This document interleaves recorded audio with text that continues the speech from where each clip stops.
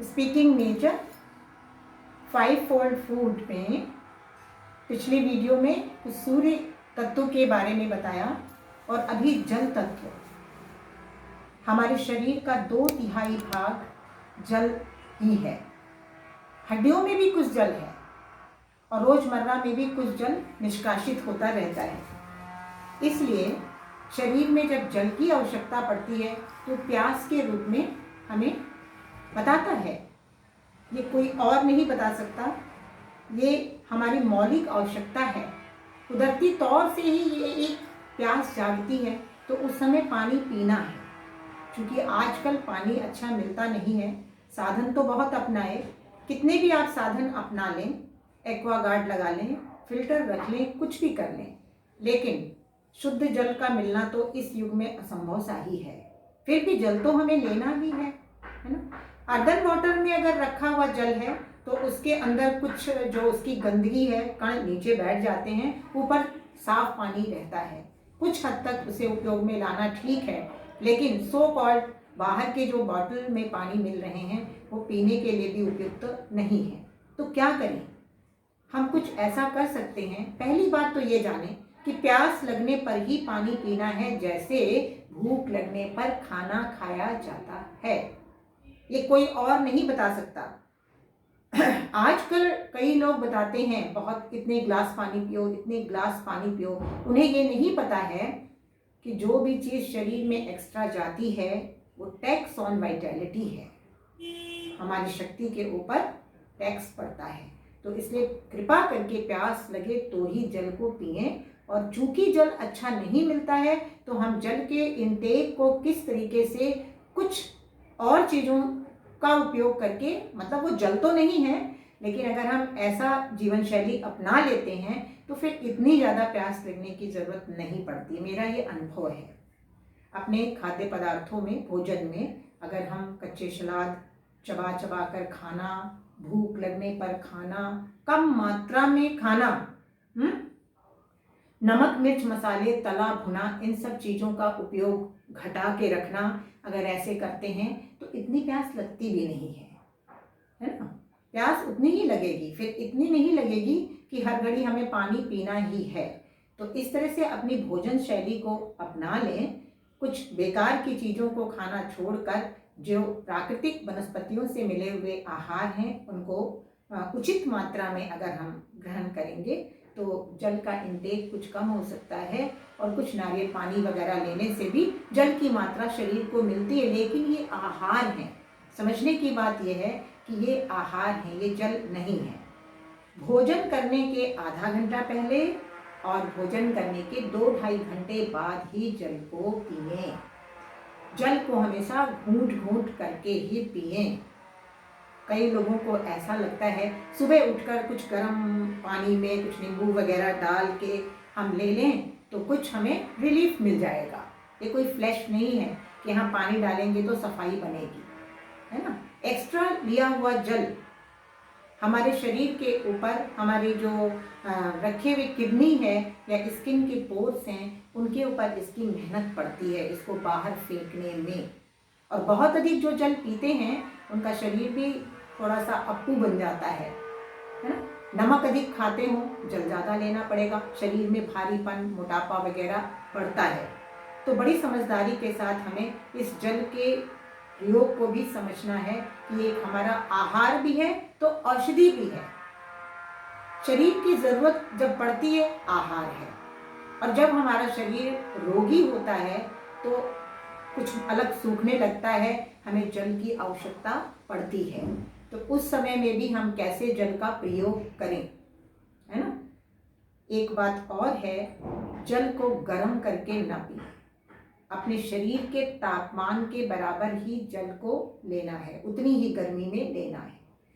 शीतकाल में जब बहुत सर्दी होती है तो जल बहुत ठंडा होता है, उसको डायरेक्ट गर्म ना करें। एक भगोने में गर्म पानी कर लें, उसके अंदर ग्लास को रख दें, उसके टेम्परेचर से कुछ पानी वो गर्म, ग्लास गर्म होने से पानी का टेम्परेचर हमारे हिसाब से पीने लायक बन जाएगा। उससे भी अच्छा हमारे गुरुजी स्वामीनाथन जी बताते थे कि जल को घूंट घूंट करके ही पीना है। अगर ठंडा जल है तो उसको भी अगर हम मुंह के हलक में रखते हैं तो यहाँ की गर्मी से वो गर्म हो जाएगा और उसको पी लें। सबसे बढ़िया यहीं से एब्जॉर्ब होना, वेल बिगेन हाफ डन, यहीं से एब्जॉर्ब होना शुरू हो जाएगा। तो इस तौर से भी जल को ग्रहण करें, है ना। बहुत समझदारी के साथ चलें। बीच बीच में जब हम चटपटे, तीखे, मीठे पदार्थों का सेवन करते हैं, बिना भूख भी खा लेते हैं, स्टिमुलेंट्स लेते हैं, तो बीच बीच में भी हमें पानी की ज़रूरत पड़ती है। क्यों पड़ती है, इसकी साइंटिफिक वैल्यू को समझना है।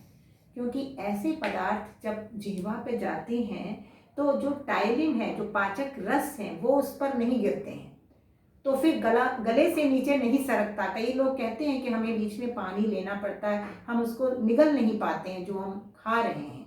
तो ऐसे टाइप के खाद्य पदार्थों का एक तो चयन नहीं करें और खूब चबाएं, पाचक रस उस पर पड़े, तो फिर हम इस तरीके की बाहर की जो दूषित जल हैं उनके कुछ न कुछ इंटेक से अपने आप को बचा सकते हैं। और अब है कि हम किस तरीके से अपनी रोग की अवस्था में या परेशानी जब होती है तो पानी को किस तरीके से लें। एक तो पानी को लेने का तरीका है आचमन के तौर पर, जो हमारे बड़े लोग लेते थे पहले। घरों में भी ऐसा आचरण था कि खाना खाने से पहले कुछ आचमन के तौर पर हम लेते थे। आचमन का मतलब होता है पानी को चम्मच में लेकर थोड़ा थोड़ा हलक में डालकर नीचे उतारना। जिस समय बुखार की तीव्र रोग हैं, बुखार की अवस्था है, उस समय आचमन के रूप में लिया गया जल बहुत लाभकारी होता है। 5-7 चम्मच धीरे धीरे घूट घूट करके ले लें, अंदर पूरी शीतलता देगा और वो जल सदुपयोग में आएगा। और भी जब हमारे अस्थमा वगैरह या कोई भी, क्योंकि रोग क्यों बनते हैं, अंदर खून में एसिडिटी आ जाती है, गर्मी आ जाती है, तो उसकी वजह से फिर ये हीटिंग की वजह से प्यास या हलक सूखने लगता है, गला सूखने लगता है। तो उस समय भी हमें थोड़ा थोड़ा जल लेकर अपनी उस गर्मी को शांत करना है। बराबर गटागट कभी भी नहीं पीना है। अगर ऐसे पिएंगे हाजमा बिगड़ जाएगा और काम बनेगा ही नहीं, पूरे शरीर पर उसका असर पड़ेगा। और ये हो गया आचमन। अच्छा, कुल्ले के रूप में जल का प्रयोग, पानी के कुल्ले कहा जाता है। जैसे कि अगर मुंह में छाले पड़े हैं, दांतों में दर्द है या अंदर की कोई इस तरह की तकलीफ है, तो पानी को लेकर उसका कुल्ला करके उसको थूक, है ना। कोई गर्म पानी की जरूरत नहीं, नमक मिलाने की जरूरत नहीं, ये कुल्ले कर लें।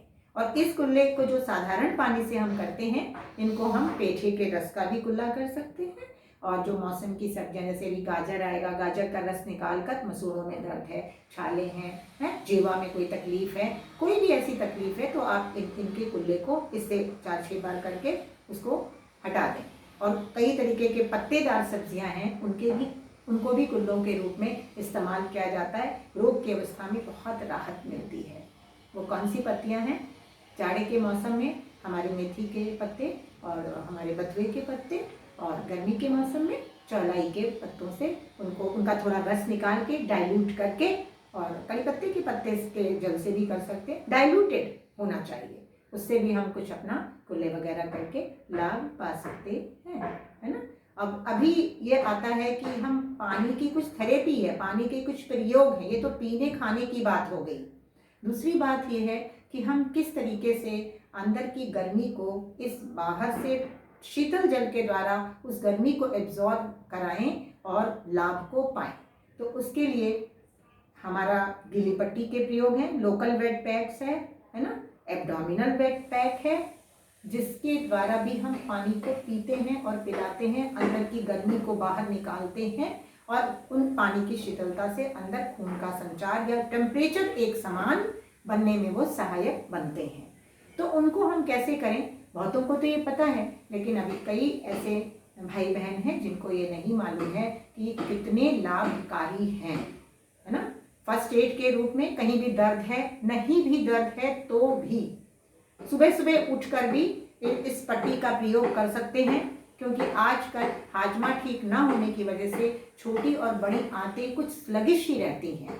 तो जब हम इस पट्टी को, अभी हम आपको लगा के भी बताते हैं, जब हम इस पट्टी को लगा लेते हैं, गीली पट्टी, चलिए पहले हम इसको डेमोन्स्ट्रेट ही कर देते हैं, फिर इनके हम कैसे लाभ मिलते हैं और कैसे क्या होता है, फिर हम उसके बारे में बताते हैं। तो साधारण अपना खादी का कपड़ा ले लें, बिल्कुल खादी का कपड़ा। हमारी भी हमने ये कपड़ा पट्टी के लिए 2-2.5 मीटर लंबा ले ले और 1 मीटर चौड़ा। 1 मीटर चौड़ा इसलिए कि इसके हमको 4 परत बनाने हैं। ये देखिए 2 है ये, और इसको जब ऐसे किया तो 4 हो गए। अब ये नया कपड़ा है, इतना लंबा चौड़ा है ना, ये बिल्कुल प्योर खादी का है। तो इसको पहले तो 2-3 घंटे जब नया है पानी में डिप करके ही रखें ताकि इसकी सारी अकड़न निकल जाए, ठीक है। उसके बाद इसको खूब अच्छी तरीके से निचोड़ लें। अच्छी तरह से निचोड़ कर इनको झाड़ कर इसको इस पानी के पट्टी को ऐसे करके अपने पूरे इस रीजन में हमको इस तरह से बांधना है ना। ये दिख रहा होगा आपको, ये हमारा कपड़े के अंदर से पेट के ऊपर सुबह सुबह एक बार लगा लें। इसको ऐसे हम लेकर आएंगे, मैं ऐसे आपको दिखाती हूँ थोड़ा। इसको हम ऐसे लेकर आते हैं, पूरा ये लपेट आ जाएगा। अपने हिसाब से ले ले और पूरा इनको ऐसे करके लपेट ले, पिन अप कर ले। ये पूरा 4 परत का जो ठंडे पानी की पट्टी है, इसको लगाने के बाद अंदर हर वक्त गर्मी है, वो गर्मी को ये सोख लेगा और इसकी शीतलता अंदर जाएगी। बात क्या बनेगी? इससे बनेगा हमारे खून का संचार बनेगा, और छोटी आंत और बड़ी आंतों में जो मल वगैरह रुका है उससे भी, उसको भी निकलने में सहायता मिलेगी। वो थोड़े एक्टिवेट हो जाएंगे, नर्वस सिस्टम थोड़ा ठीक होगा, नर्वस एक्टिवेट होगा, है ना। और गर्मी, शरीर की जो एक जगह ज़्यादा गर्मी, एक जगह ज़्यादा कम गर्मी, वो भी तापमान बराबर होगा। तो ये एक पट्टी है, इसको स्वामी जी मध्य प्रदेश कहते थे। मध्य प्रदेश नरम रहे, उत्तर प्रदेश शांत रहे। अब उत्तर प्रदेश को कैसे, ये पट्टी आपको पूरी दिख रही है। अब हम आपको 2 पट्टी के बारे में और बताएंगे। एक ये हो गई, ये तो लगाना ही लगाना है। पेट में दर्द है, नहीं दर्द है, स्वस्थ है, अस्वस्थ है, किसी भी तरीके की परेशानी है, ये पट्टी आपको बहुत ही लाभकारी है। 15 से 20 मिनट मॉर्निंग में खाली पेट, और दोपहर में कुछ खाना खाने के बाद भी लगा सकते हैं, रात को भी कुछ खाने के बाद लगा सकते हैं। 15 से 20 मिनट इस पट्टी को लगाएंगे, इतना हल्कापन लगेगा, बिल्कुल यहाँ की गर्मी भी शांत होगी, हमारा हाजमा चलने लगेगा, खून साफ होगा, रक्त का संचार बढ़ेगा। वो तो अनुभव करके आपको जानना है। अब फिर दूसरी पट्टी आती है। गले में भी आजकल स्पॉन्डिलाइटिस, तरह तरह की बीमारियां हैं। वैसे मैं सच में नाम नहीं लेना चाहती हूँ, मैं आपको बताती हूँ कि 2 पट्टियां इसके साथ आपको और मिलेंगी। एक कुछ जगह चौड़ी है और एक कुछ पतली सी है तो ये भी डबल दोनों को ही करना है। तो ये जो चौड़ी पट्टी है इसको भी आप गीला करेंगे, है ना। अपने हाथ की ये बात है, घर में बैठे अपने डॉक्टर बने, अपने को स्वस्थ बनाएं, गीला करके इसको झाड़ लें, और झाड़ने के बाद इसको ऐसे दोहरा कर लें। और इसको भी गले में, आपको टॉन्सिल है, नहीं है, कुछ जुकाम है, खांसी है गले में, एनीवे अगर नहीं भी है तो भी इस पट्टी को आप ऐसे गले से लेकर आएंगे, है ना। और इसको बिल्कुल करके हमें लगाना है। गीली पट्टी को ऐसे यहाँ से ऐसे लाएंगे, बस ऐसे लाने के बाद इसको यहाँ साइड से ऐसे लेके जाएंगे, और साइड से लेके जाने के बाद यहाँ आके इसको रैप कर लेंगे। अब जो यहाँ कंजेशन है ना, यहाँ तो शीतलता मिल गई, ब्लड का संचार ऊपर गया, यहाँ थोड़ा कंजेशन जो होगा वो भी एक नॉर्मलाइज होगा। अब थर्ड पट्टी जो ये आती है, इसको अपने माथे पर आप रखेंगे, क्योंकि ये जो हमारा मध्य प्रदेश तो शीतल हो गया, लेकिन उत्तर प्रदेश को भी अभी शांत करना है। उत्तर प्रदेश में सारा, जब यहाँ शीतल होगा तो हीटिंग ऊपर चढ़ेगी, तो इसलिए इस पट्टी को भी ऐसे करके बड़े आराम से, है ना ऐसे करके इसको भी आप लगा लें। 3 पट्टियाँ हो गई बिल्कुल घर बैठे।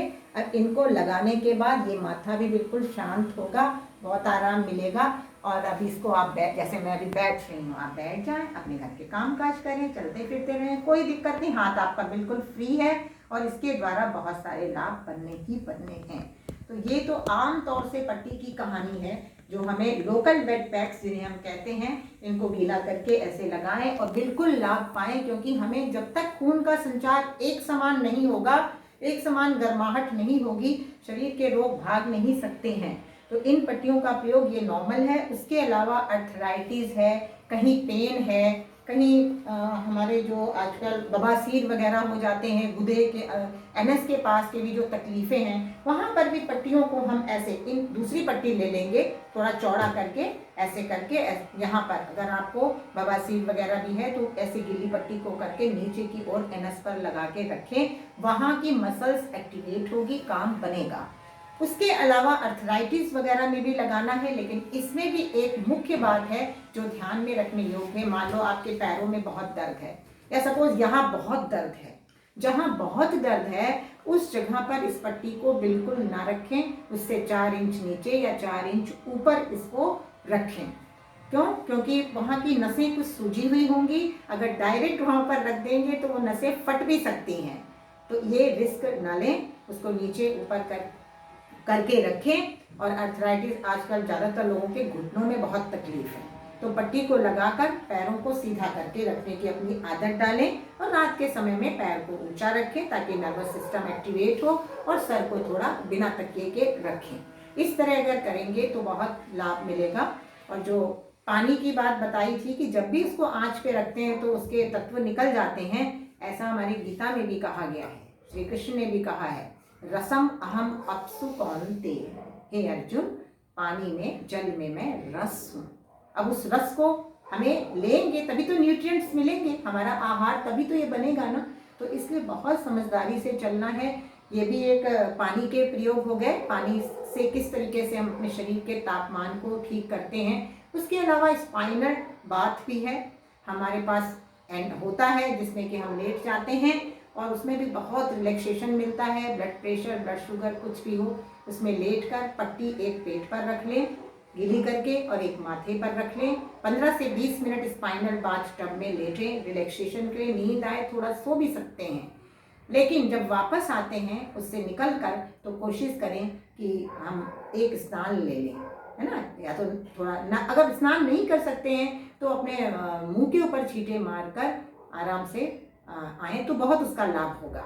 अच्छा, सुबह के टाइम एक चीज़ छूट गई, अगर हाजत नहीं होती हो तो क्या करें, थोड़ा पानी साधारण सा लेकर, साधारण पानी टैप पर से लेकर उसको एंटी क्लॉकवाइज अपने इस बेली पर, अपने यहाँ पर इस एब्डोमिनल रीजन पर एंटी क्लॉकवाइज इसको लगाएं, एक बार सीधा एक बार उल्टा।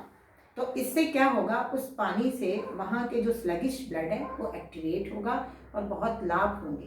प्राकृतिक जीवन शैली में इन सब चीज़ों के बैठे हुए हमें प्रयोग करना है, ज़्यादा कुछ सोचना भी नहीं है, और ट्रेमेंडस इससे फायदे होते हैं। स्वामीनाथन जी हमारे गुरु जी कहा करते थे कि श्रद्धा सहित किए गए साधनों से लाभ मिलता है। गीता में भी आता है ना, श्रद्धावान लभते ज्ञानम। तो जो भी आप साधन को अपनाएं, विश्वास के साथ अपनाएं, श्रद्धा के साथ अपनाएं, बिल्कुल इससे लाभ मिलेगा ही मिलेगा। एनिमा वगैरह भी इसी पानी के प्रयोग में आता है। ज़रूरत पड़े तो थोड़े से पानी का एनिमा लें, बड़े ज़्यादा से पानी का न लें। और वैसे अगर अपने भोजन सुधार को आप कर लेते हैं, मन को एक दिशा मिल जाती है, तो इन सब चीज़ों की भी, इस एनीमे की भी बहुत ज़रूरत नहीं है, है ना। अच्छा, पानी के जो पट्टी वगैरह है या स्पाइनल टब है, जिनको एक्यूट डिजीज़ है उनको तो फ़ौरन फ़ायदे की बात आती है, लेकिन जो मंद रोगी हैं कई बार उनके अंदर उनकी वाइटैलिटी भी इतनी नहीं होती है, तो स्पाइनल टब में लेट कर भी उनको थोड़े कम ही लाभ मिलते हैं। तो समझदारी के साथ इनका प्रयोग करें। और बेसिकली तो हमें यही जानना है कि हम किस तरीके से अपने आहार को लें कि हमें जो पानी के पीछे दिमाग लगा हुआ है कि पानी खराब है, ये है वो है, इससे हम बच सकें, है ना। और ऐसा भी नहीं है, कई लोग क्या करते हैं, चाय कॉफ़ी कोला वगैरह लेते हैं, समझते हैं मेरे अंदर पानी जा रहा है। बिल्कुल रॉन्ग। इससे ये तो रॉन्ग है ही, लेकिन कोई अगर ये भी सोचे प्यास लगी हम नारियल पानी पी लें, है पेठे का रस पी लें, ठीक है, लेकिन वो आहार है।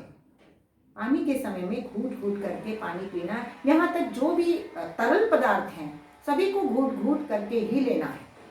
अगर इन आदतों को हम अपने में इनकलकेट करते हैं तो आगे बीमारी बनेगी ही नहीं, और जो बीमारी बनी हुई है वो भी हमारा पीछा छोड़ के चली जाएगी। तो ठीक है, इतना ही बहुत है, और जो बातें हैं वो फिर आगे आप पूछते रहेंगे, हम बताते रहेंगे, मिलते रहेंगे, और धीरे से फिर हम आएंगे फूड के बारे में बताने में। और आज के लिए धन्यवाद। शुभ भावना, शुभ कामना।